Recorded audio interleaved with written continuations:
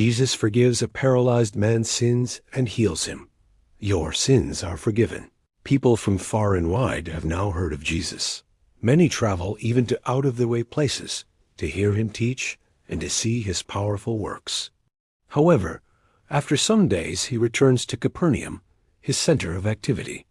News of his return spreads quickly through the city alongside the Sea of Galilee.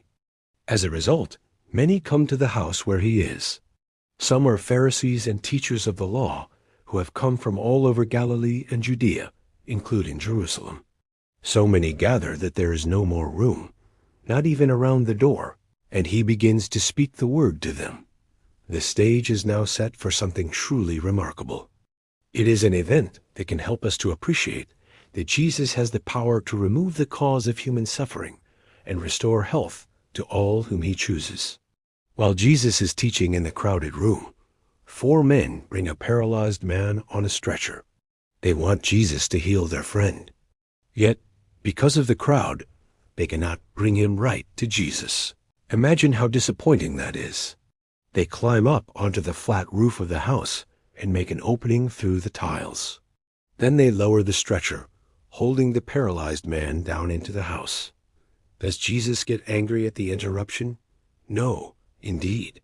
He is deeply impressed by their faith and says to the paralyzed man, "Your sins are forgiven." But can Jesus actually forgive sins? The scribes and the Pharisees take issue with this reasoning. Why is this man talking this way? He is blaspheming. Who can forgive sins except one God?